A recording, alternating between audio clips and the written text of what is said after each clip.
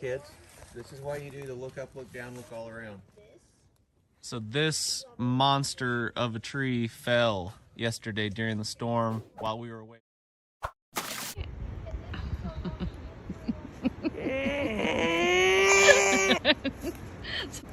I like it. I tried it too. So we're doing a simulated get home, camp out kind of scenario. We've got a bunch of kids, we've got a bunch of adults. A camp out tonight and a walk home, which is going to be somewhere between 15 and 20 miles. And we're just going to try to see how we can manage that effectively and get everybody from point A to point B. So JJ? You got shoes like me? Yeah. Look. I'm looking forward to the challenge. Where do you want to find camp? I need to talk.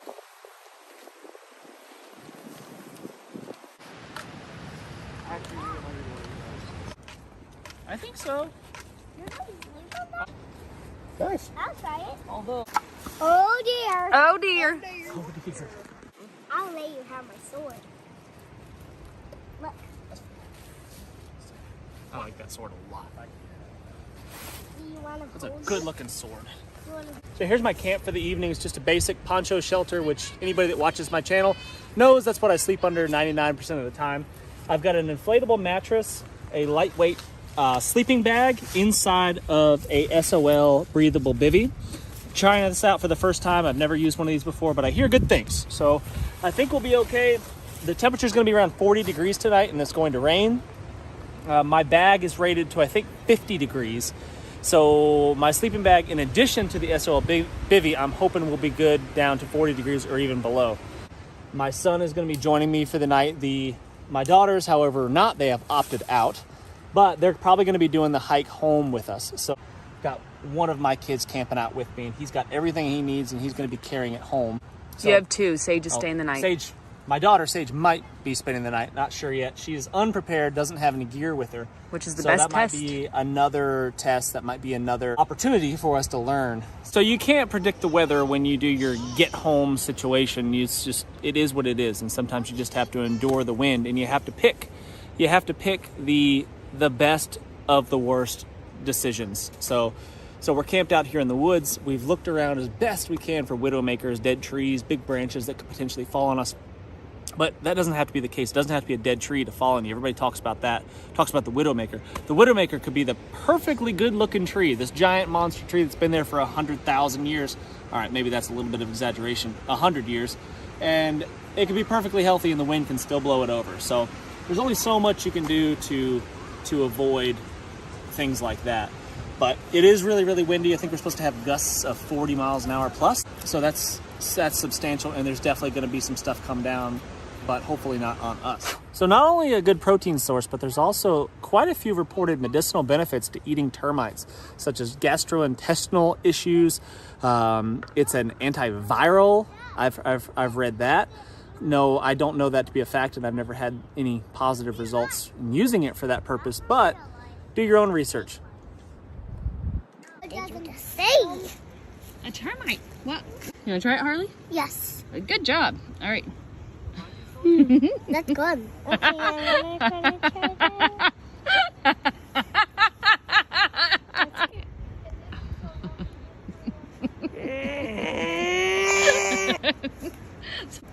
I like it. I tried it too. It tasted like coconut. It did? I like coconuts in my whole life. Yeah. I'm just sitting on my backpack. Nice.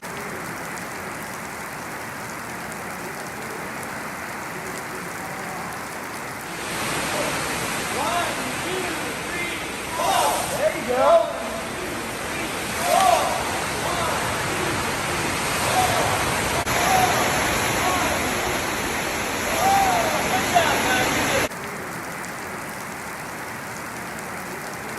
What we'll do, because everything is so wet, Boing.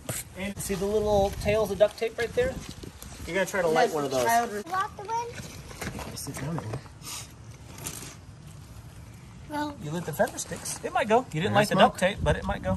I mean, I tried. Well, the duct tape's that handy thing. No kidding.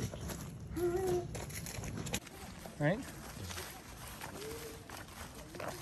People in the comments have been asking about family get home situations and stuff like that. Like, what do you do if you, you know, the lights go out, power goes out, cars come to a stop, and you've got your family with you? It's easy to do the individual lone wolf thing and walk home. That's no problem. But when you got your family, it's a little bit different. So it's just kind of what we're experimenting with on this trip. Man, I cannot see where I'm going. Is, you know, what does it take to do it with little ones?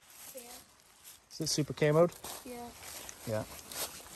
So this is my son Eli's camp. Very similar to my setup, just a little simple poncho. He's got a bivy bag, a ground pad, sleeping bag, just the basics. Around his neck, we've just got a small little light right there from Wazoo, signal whistle, And then a tiny little ceramic knife, little ceramic folder, and a ferro rod floating around somewhere. And the little ferro rod. Good job. Good job setting your shelter up. It stayed really dry during that horrible storm. Even this is dry. Yeah, we had a big storm, lots of wind, lots of rain, and you stayed nice and dry. It literally only hit this part. Oh, my pants Sage, fell out. Sage, what's going on under here? What do you have? Definitely don't have Did you pants. bring paints? Yes. Let me see. Let me see them. No. You brought a paint assortment? Yeah, Only the necessities. I could see And it in your leopard backpack. She brought all these stuff. So The Sage bare here, necessities. Sage wasn't planning on spending the night, but now suddenly she wanted to spend the night, and that means that she's completely unprepared with only what the nonsense she has in her backpack. So yeah, last minute plans of Sage spending the night with us, which I guess is, you know, a real life scenario. You're not always prepared for everyone in your group. You can only be so prepared. So I'm going to be sacrificing my sleeping bag for little Sage. And I'll just be sleeping in a SOL bivy bag. I was really looking forward to crawling in this and going to sleep tonight. Kids. Can't live with them. Can't throw them off a bridge. You can't let them freeze to death at night either, apparently. Put everything in there. Are you sure? It's terrible. Look at this disaster they've got going on. It's chaos. So bad. So I've got a poofy down jacket and my extra clothes.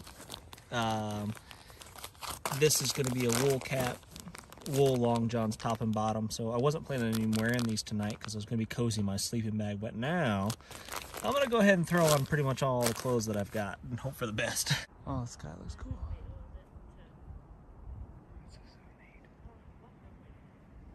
I wasn't concerned about it raining. I might take my tarp off. We're fine.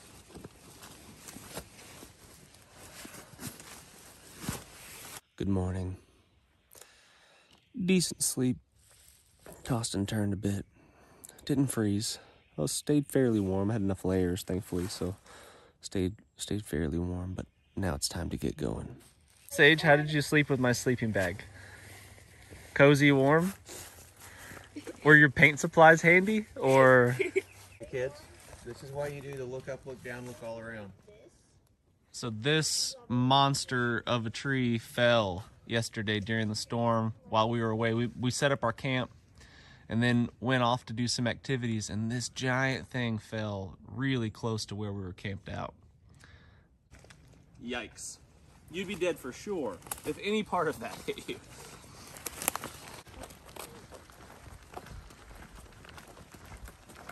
Just the beginning of our walk home. Not exactly sure. I'm plotting it on the GPS so we know how far we walk home once we get there. But it's probably going to be, I think, around the 15-mile mark. And we're just getting started. We're less than a mile in, I would say. Just going over basic navigation stuff with the kiddos. So now my map is pointing north. My compass is pointing north.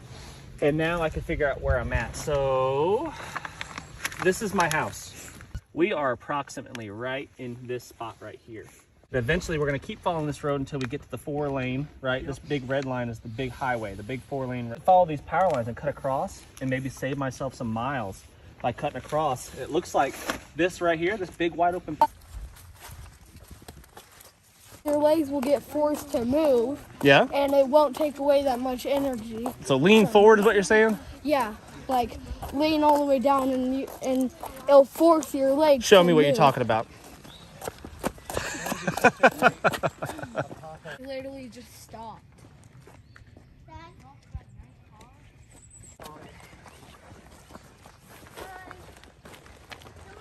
Are you still drinking cocoa? Yeah.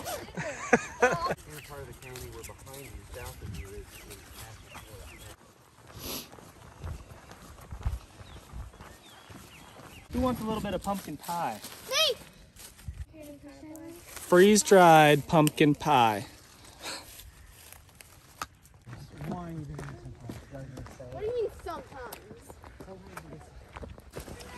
It's seriously my #1 motivation on sunscreening them. So Is to not get in trouble with your wife. I really want Carrie to like me. Yeah, yeah. To be happy with me. Yeah, honestly, I care less about their well-being and more about not getting in trouble when I get home. Yeah. So all you schlubs out there that are not out trying this stuff out for yourselves, my little girl with a leopard print backpack and paint supplies, no camping gear whatsoever, just knocked it out. Wintertime, I guess is it spring yet? Almost spring? Springtime camp out. And a 15-mile hike.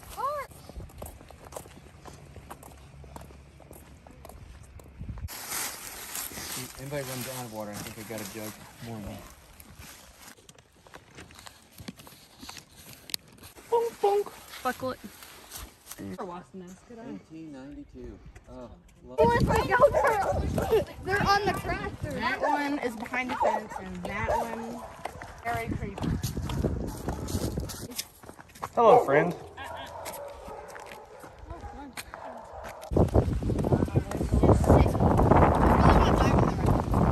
He was doing some. Why do they all have little notches right there in their ears? I like to have. Love to have a pet possum. Did you know that the opossum is the only North American marsupial? Little known fact. We are over halfway now. We've gone about 9 miles, I think, give or take. So we're gonna take a break here real shortly.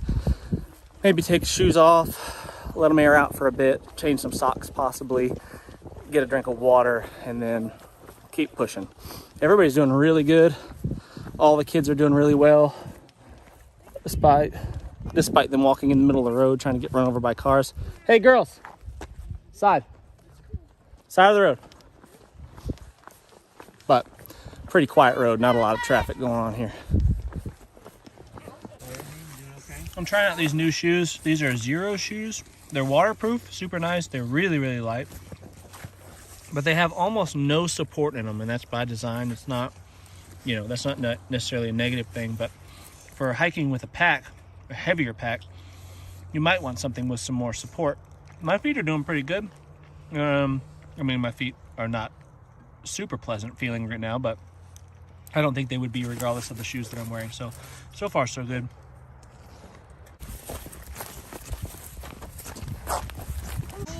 Everybody put a hand on the gate. We're gonna open it together. We did 14 miles together because we're awesome. Ready, set, open the gate. Woo! All right, guys. All right, what did we learn? You can walk 15, 20 miles, give or take, with some kids, and I think you could do it with literally nothing. You could just get out of your broke down vehicle and start walking. You probably don't even need a water bottle. As long as you got some comfortable shoes, and depending on weather conditions, obviously, if it's a snowstorm and it's hailing, there's other things to be considered. But under general, somewhat semi-favorable weather conditions, you can just start walking and you're gonna make it. You may not be that happy, but you could do it. With kids, it's all about mindset. They're physically capable of doing so much more.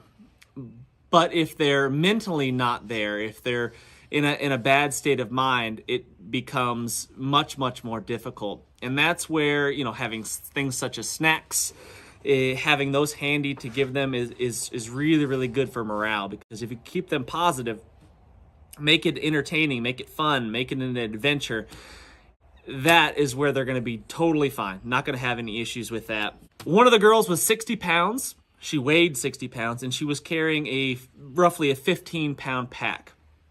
I had to take it from her a couple times and give her a little bit of a break, but overall, she carried it the whole way without really any complaints whatsoever.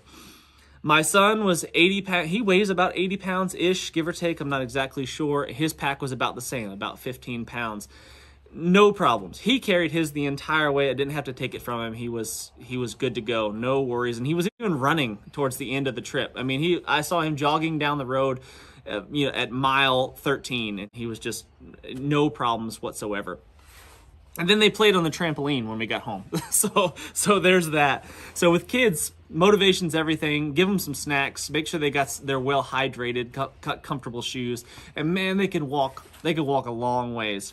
If you have to stay overnight, you need very minimal gear. So let's say you've got to do 15 miles, spend the night, another 15 miles, spend the night, another 15 miles. Let's say that's the scenario. Could we have done that? And I think yes. With the gear that we had, possibly you'd want some more foodstuffs so you could stay well fed and not get too hungry.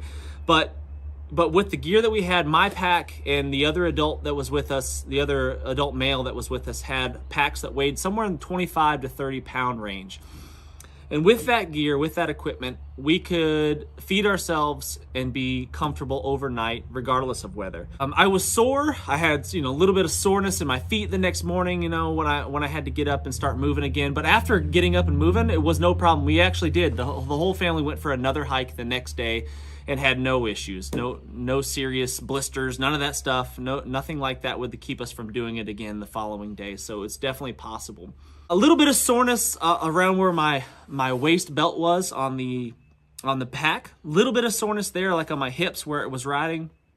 Nothing major, no bruising, none of that, no chafing. People are gonna say, okay, but if conditions are bad and it's really a get home scenario, the world's going to be chaotic. The cannibals are going to be coming out, and kidnappers are going to be everywhere. Okay, sure. And maybe you'd want to be staying off the roads and not taking the easy route like we did. Sure, if you had to stay off the roads and had to move at night, you're going to be moving much slower. Progress is going to be much slower, and it's going to be really difficult with kids. I get that. But in most get home scenario situations, let's say the EMP strikes and your car's broke down. If you start moving immediately, you're going to get home. If you're relatively close, you're going to get home before the world starts to go completely insane. At least that's my theory. So you can disagree if you'd like. But anyway, that's kind of some of the basics that we've learned. It was a really great experience, a really good learning experience for all of us, especially the kiddos. And I really do appreciate you watching. Make sure you leave in lots of comments, leave lots of questions. I'd be happy to answer all of them about this experience. And I cannot wait to see you on the next video.